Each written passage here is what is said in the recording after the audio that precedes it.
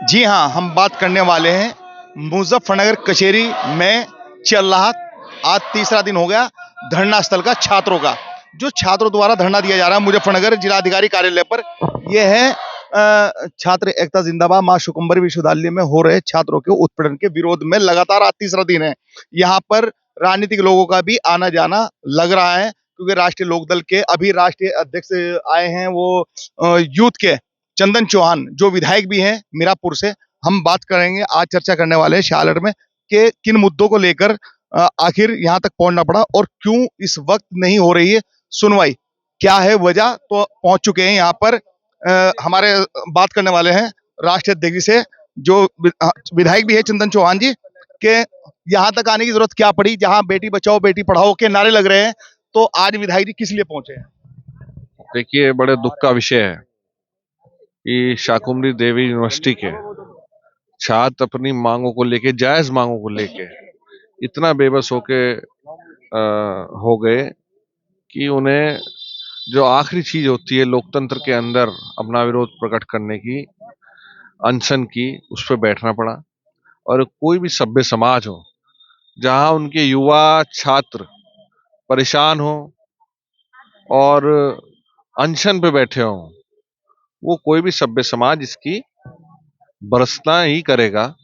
सरकार को, यूनिवर्सिटी प्रशासन को, स्थानीय प्रशासन को इस बात का संज्ञान लेना चाहिए और जो फीस बढ़ोतरी को लेके, छात्रों के भविष्य को लेके, और कुछ ऐसी भी स्थिति आई है जहां बच्चे अनावश्यक रूप से रिजल्ट से संतुष्ट नहीं है, उनको बातों को सुन के इनका समाधान करना चाहिए। अभी ये बच्चे हम सबके हैं, हर कोई बच्चे, हर कोई व्यक्ति, आप भी हो, चाहे पत्रकार बंधु हो, चाहे प्रशासन हो, चाहे हम सब, ऐसा कोई व्यक्ति नहीं है जो बच्चे वाला, औलाद वाला ना हो। तो ये बच्चे अगर दुखी बैठे हैं तो हम इन्हें आग्रह इनके चैनल के माध्यम से भी और आपके माध्यम से भी कहेंगे कि लड़ाई लड़ने के और बहुत तरीके हैं। हम सब समर्थन के साथ, राष्ट्रीय लोकदल पूरी युवा इकाई, छात्र इकाई और हमारे नेता माननीय जयंत चौधरी जी आपकी भावना के साथ हैं। आप अपना अनशन तोड़ें और इस लड़ाई को हम मजबूती से लड़ने का काम करेंगे और आपके अधिकारों को कहीं भी हम उनका हनन होने नहीं देंगे। लगातार आज तीसरा दिन है विधायक जी, बच्चों की अभी तक किसी ने सूद ली या नहीं, क्या आपके संज्ञान में है? देखिए, नहीं, समाज का हर वर्ग ले रहा है। हमारे पार्टी के शीर्ष नेता आदरणीय अजीत राठी जी, सुधीर भारतीय जी, आदरणीय राकेश टिकैत जी ने भी संज्ञान लिया है।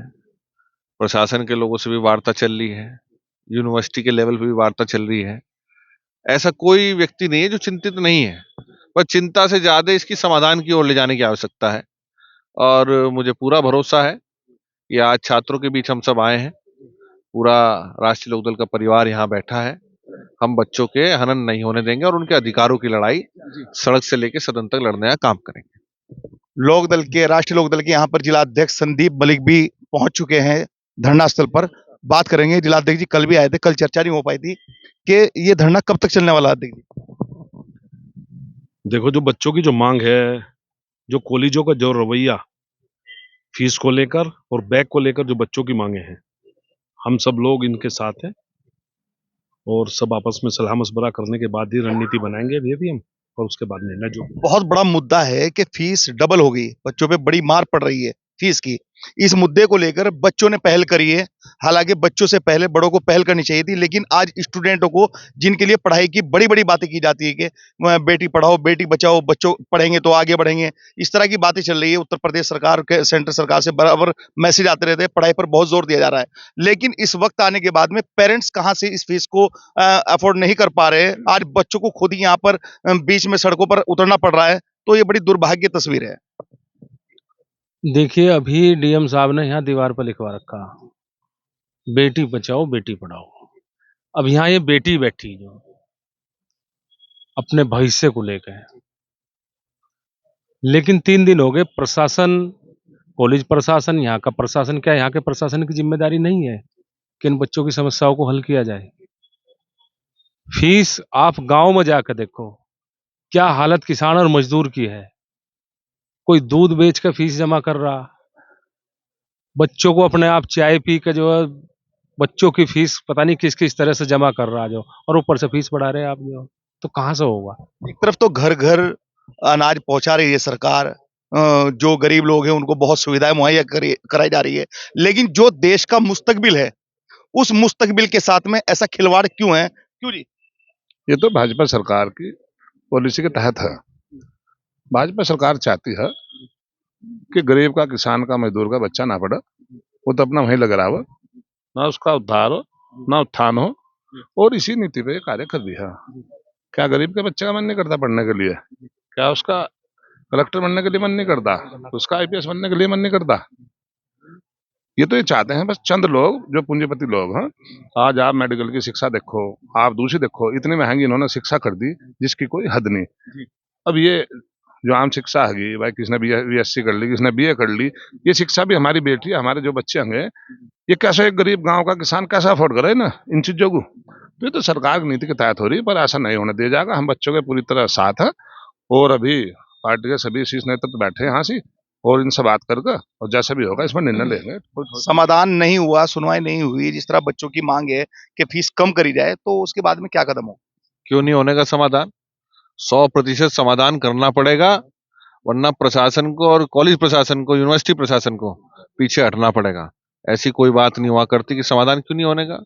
इतना कमजोर ना तो छात्र है, और ना इनके अभिभावक है, और ना राष्ट्रीय लोकदल है, ये समाधान नहीं होने का। बड़ी बात है, छात्र नेता भी हमारे साथ है, 3 दिन हो गए लगातार भूख हड़ताल पर है, तो क्या यहाँ पर कोई सुविधाएं चल रही है या कोई सुनवाई नहीं हो रही है, कोई देख ना क्या? देखिए, किसी के द्वारा कोई सुविधा यहाँ पे नहीं दी गई छात्रों को, और पार्टी की तरफ से भी कल ये कहा गया था कि बच्चे 3 दिनों से भूख हड़ताल पे, उनका मेडिकल चेकअप होना चाहिए, लेकिन प्रशासन के कानों में जरा भी जू नहीं रहेंगी। उन्हें छात्र हित में जरा सी भी फिक्र ही नहीं है उन्हें छात्रों की। उनकी तरफ से यहाँ भूख हड़ताल करो, यहाँ भूखे बैठे, उन्हें कोई फर्क नहीं पड़ता। यहाँ के कलेक्टर हैं जो, उन्हें कोई फर्क नहीं पड़ रहा इस चीज से। जी, आज तो आप भी पहुंच गए चाचा। नहीं, हम तो परसों से ही बच्चों के संपर्क में हैं, और ये बहुत गलत बात है। 7 गुनी फीस बच्चों की बढ़ाई है, हम 7 गुनी देने के लिए तैयार हैं। हमारी फसल का भी 5 गुना बढ़ा दिया जा। बच्चे हमारे हैं, पुलिस प्रशासन इनकी ओर ध्यान नहीं दे रहा किसी भी बात की तरफ। इनका चेकअप तक नहीं हुआ, बच्चे सर्दी में है। अगर किसी भी बच्चे को कुछ भी हो गया, उसकी जिम्मेदारी पूरी प्रशासन की होगी, और हम पूरा राष्ट्रीय लोकदल इन बच्चों के अभिभावक भी हैं। हमारे ये बच्चे हैं, कई कई बच्चों की स्थिति खराब है, हम इनके बराबर संपर्क में थे। आज भी एक बच्चे का बीपी बढ़ा हुआ है, लेकिन बच्चों की तरफ कोई ध्यान नहीं दे रहा। ये तो बात, इन्हें फीस तो वापसी करनी पड़ेगी, क्योंकि हमारा 5 गुना बढ़ा नहीं सकते। ये अपने कदमों से खुद ही अपने आप पीछे हटेंगे। ये बड़ी बात कही कृष्णपाल लाठी जी आपने कि बिल्कुल अभिभावक अगर कहीं बढ़ जाएंगे तो बच्चों की जो महंगी फीस है उसको भी निभा लेंगे, कोई बड़ी बात नहीं है, लेकिन अभिभावकों पर तो जो का तो डाका पड़ रहा है, उनको कुछ नहीं मिल पा रहा है। उनका जो था रोजमर्रा की जिंदगी, वही 300-400 रुपए मजदूरी या वही 300 रुपए गन्ने का रेट, वहां तो बढ़त नहीं हो रही, लेकिन जो बच्चों पे महंगाई की मार पड़ रही है, ये महंगाई अफोर्ड कैसे कर पाएंगे? बिल्कुल विधायक की बात सही है। तो क्या आदरणीय राठी जी ने सही बात कही कि अभिभावक के रूप में राष्ट्रीय लोकदल के प्रत्येक पदाधिकारी, और साथ के साथ हमारे आदरणीय राठी जी छावे चौधरी भी हैं और बड़े जिम्मेदार हैं। ऐसा नहीं है कि छात्रों की बात कहीं भी बचने का काम होगा। बहुत जल्द आपको यह आंदोलन, या तो इनकी मांगे, बच्चों की मांग लाए, वरना यह आंदोलन बड़ा रूप लेने का काम करेगा।